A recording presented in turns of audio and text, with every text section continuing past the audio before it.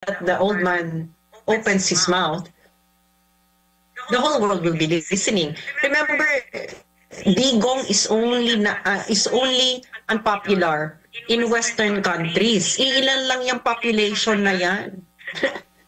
Ilan lang yan? Wala pa atang 500 million. But in non-Western countries, Duterte is very popular.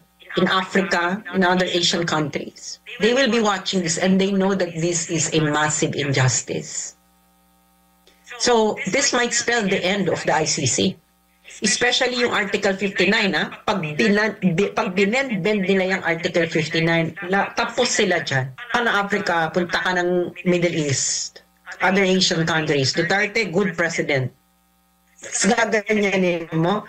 Tapos ibabandera pa ng ICC na this is our first Asian. Oh. Sa larangan ng international relations, no? Si PRD ang pinakaunang Asyano na nakuha ng ICC. Magkakaroon kaya ito ng backlash sa mga kapitbahay nating bansa dito sa Asya sa ginawa ng kapwa-Asyanong lider na si Bongbong Marcos Jr.? Closely watching it, and China already released a statement which is understandable, no? And the world will be watching this. And alam naman natin, Duterte's greatest weapon is his mouth. The moment that the old man opens his mouth, the whole world will be listening. Remember, Digong is only unpopular in Western countries. Ilan lang yung population na yan. Ilan lang yan? Wala pa atang 500 million. But in non-Western countries, Duterte is very popular. In Africa, in other Asian countries. They will be watching this and they know that this is a massive injustice. So, this might spell the end of the ICC. Especially yung Article 59, pag binend nila yung Article 59, tapos sila dyan. It's the end.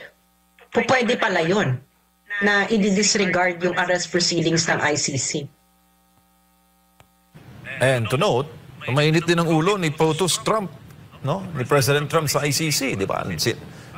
Nilagyan niya ng mga sanctions ang ICC at malapit tayo sa mga kano.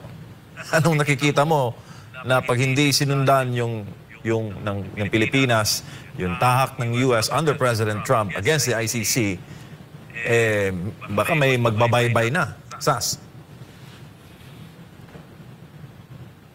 Siguro, no? Pero hinihintay ko kung ano magiging salita dito ng Trump administration. Maybe they would distance themselves, maybe not. We don't know. That's the United States call. Ang ano ko dito sa Pilipinas, well, I'm more concerned about what's going to happen. There are only two possibilities. Duterte comes home alive, and Duterte doesn't come home alive. If Duterte comes home alive, there might be mercy. Imagine Duterte not coming home alive. Hindi man nila mapipigilan yung pagbabalik ng labi niyan kung sakaling dyan siya matuluyan sa Netherlands. The Philippines would have to accept it. What do you think is going to happen? How do the Filipino, what does Manila think Mindanaoans would feel that the first president from Mindanao will die in a foreign country and not in their own land?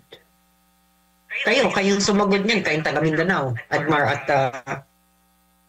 MJ. What do you think? Kahit ngayon pa nga mainit na ang ulo ng aming mga kababayan sa Mindanao. Dinagdagan mo pa yung sinabi ni Hey Darian.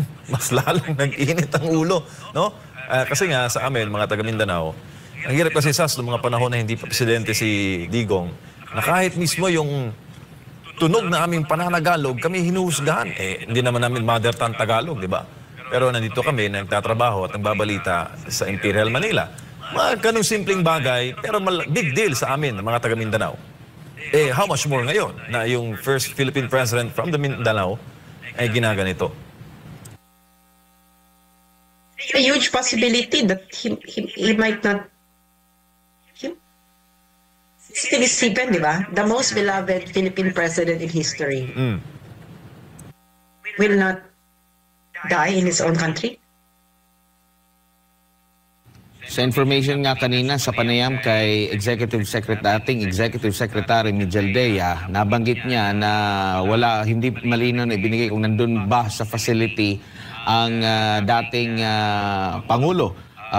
Tinanong din kung dinala ba sa ospital, yun din yung nabanggit sa panayam ng media, nandun din yung SMNI Europe natin. Wala ring malinaw na sagot sa kanila kung nasaan mismo ang Pangulo. Tapos ngayon, merong inilabas na ulat naman, pinost ang ICC na nandun daw sa kanilang kustodiya ang dating Pangulo. Pero wala pang mga larawan na ipinapakita kung yung proof kung nasaan nga ba ang Pangulo Sas.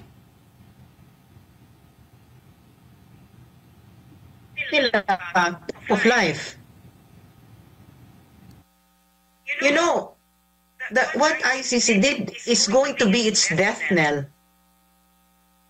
This is Rodrigo Duterte, ha?